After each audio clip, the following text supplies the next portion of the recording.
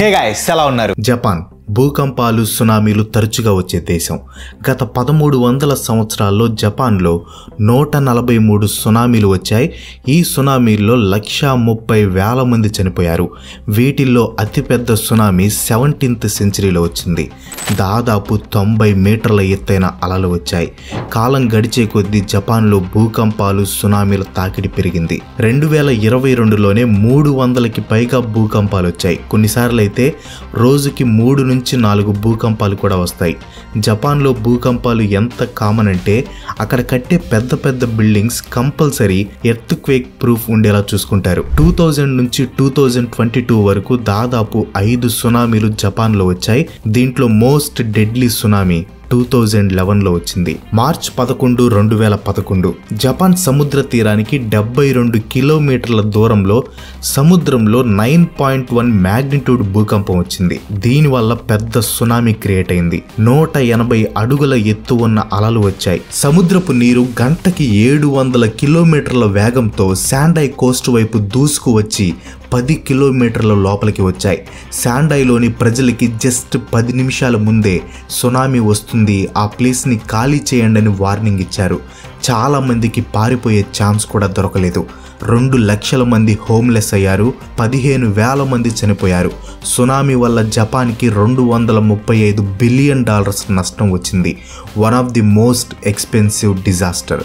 ఇంత తరచుగా భూకంపాలు సునామీలు ఎందుకు వస్తున్నాయంటే దానికి రీజన్ జపాన్ ఉండే జియోగ్రాఫికల్ లొకేషన్. పసిఫిక్ ఓషన్లో మీరు చూస్తున్న ఈ ప్రాంతం మొత్తాన్ని రింగ్ ఆఫ్ ఫైర్ అంటారు. ప్రపంచంలో వచ్చే భూకంపాలు సునామీలు వాల్కనిక్ ఎరప్షన్స్లో 90% ఇక్కడే వస్తాయి. ఈ రింగ్ ఆఫ్ ఫైర్ లైన్లో చాలా యాక్టివ్ వాల్కనోస్ ఉన్నాయి, అంటే అగ్నిపర్వతాలు. జపాన్ ఈ రింగ్ ఆఫ్ ఫైర్ బెల్ట్ మీదే ఉంది. అందుకే జపాన్లో తరచుగా ప్రకృతి వైపరీత్యాలు వస్తూ ఉంటాయి. జపాన్లో 73% కొండ ప్రాంతాలు ఉంటే మిగతా 27% ఫ్లాట్ సర్ఫేస్లో ఎక్కువ శాతం సముద్రానికి దగ్గరే ఉంటాయి. కొండ ప్రాంతాల్లో పెద్ద పెద్ద సిటీస్ని కట్టడం నియర్లీ ఇంపాసిబుల్ టాస్క్. సముద్ర తీరానికి దగ్గరలో ఉండే ఏరియాస్ని కాపాడటానికి జపాన్ ఒక మాస్టర్ ప్లాన్ వేసింది. సునామీస్ ఎక్కువగా వచ్చే హై రిస్క్ ఉన్న కోస్ట్ ఏరియాస్లో ఒక పెద్ద గోడ కట్టాలని డిసైడ్ అయింది. అది కూడా 400 కిలోమీటర్ల పొడవు ఉండే గోడ. ఇన్ఫ్యాక్ట్ గతంలో కూడా జపాన్ ఇలాంటి గోడల్ని కట్టింది, బట్ చిన్నవి. 2.5 కిలోమీటర్స్ పొడవు, 8 to 10 మీటర్స్ ఎత్తు ఉండేవి. అది కూడా కొన్ని ఏరియాస్లోనే. కొన్నిసార్లు చిన్న చిన్న సునామీస్, తుఫాన్ల నుంచి ఇవి కాపాడాయి. బట్ 2011లో వచ్చిన సునామీ ముందు ఇవి ఏమీ చేయలేకపోయాయి. ఈ సీ వాల్స్ జస్ట్ 8 మీటర్ల ఎత్తు మాత్రమే ఉంటాయి. కానీ 2011లో వచ్చిన సునామీ అలలు తీరానికి చేరుకునే టైంకి 12 నుంచి 15 మీటర్ల ఎత్తు ఉన్నాయి. అండ్ అవి చాలా పవర్ఫుల్ గా ఉండటం వల్ల ఈ సీ వాల్స్ కొన్ని విరిగిపోయాయి కూడా. సో ఈ 2011 తర్వాత ఇంకా ఎత్తైన బలమైన సీ వాల్స్ ని కట్టాలని జపాన్ డిసైడ్ అయింది. 15 మీటర్ల ఎత్తు, 400 కిలోమీటర్ల పొడవు. వీటి ఫౌండేషన్ కూడా స్ట్రాంగ్ గా ఉండాలని 25 మీటర్స్ డీప్ ఫౌండేషన్ వేశారు. గోడ వెడల్పు కూడా పెంచారు.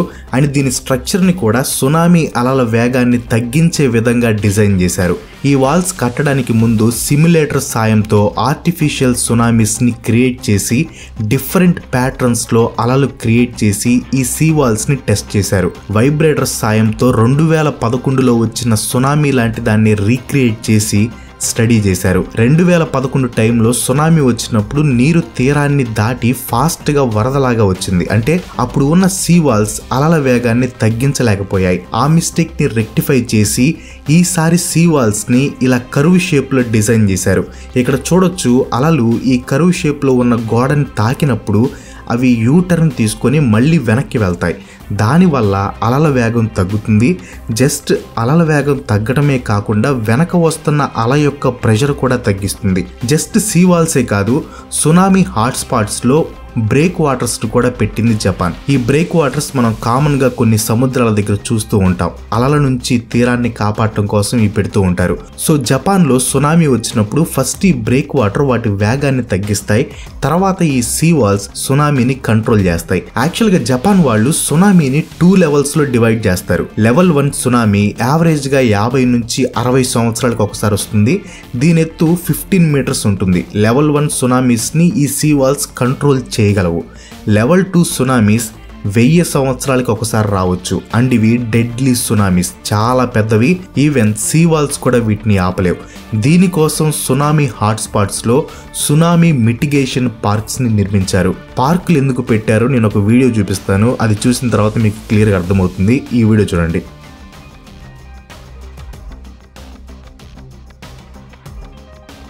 జపాన్కి ఎన్ని ప్రకృతి వైపరీత్యాలు వచ్చినా కానీ వాటి నుంచి కాపాడుకోవటానికి ఏదో ఒక సొల్యూషన్ ని వెతుక్కుంటుంది. ఈ సీ వాల్స్ అనేవి పర్మనెంట్ సొల్యూషన్ కాదు, ఎందుకంటే గ్లోబల్ వార్మింగ్ కారణంగా సీ లెవెల్స్ ఎప్పటికప్పుడు పెరుగుతూ వస్తున్నాయి. సో ఫ్యూచర్ లో వచ్చే సునామీస్ కి ఈ సీ వాల్స్ హైట్ సరిపోకపోవచ్చు. ప్రెసెంట్ అయితే ఆ ఏరియాలో ఉండే జనాల్ని ఖాళీ చేయించి ఎక్కువ ప్రాణ నష్టం జరగకుండా ఉండటానికి ఈ సీ వాల్స్ కొంత సమయాన్ని ఇస్తాయి. That's all for today. ఈ వీడియో మీకు అనిపించింది కింద కామెంట్ లో పోస్ట్ చేయండి. వీడియో నచ్చితే లైక్ చేయండి, షేర్ చేయండి. నెక్స్ట్ వీడియో మిస్ కావాలనుకుంటే మన ఛానల్కి తప్పకుండా సబ్స్క్రైబ్ అవ్వండి. ఇంకో మంచి వీడియోతో మళ్ళీ కలుసుకుందాం. అందరికీ సెలవు, బై బాయ్. మన Bharatam with Kranti vlogger, Spotify original. Hey guys, ఎలా ఉన్నారు? నా పేరు క్రాంతి, మీరు వింటున్నారు మన భారతం విత్ క్రాంతి వ్లాగర్. మన ఇండియాకి సంబంధించి ఒక ఇంట్రెస్టింగ్ ఎపిసోడ్తో ప్రతి వారం మీ ముందుకు వచ్చేస్తాను. అవి మిస్ అవ్వకూడదు అనుకుంటే వెంటనే మన పాడ్కాస్ట్ని ఫాలో అయిపోండి.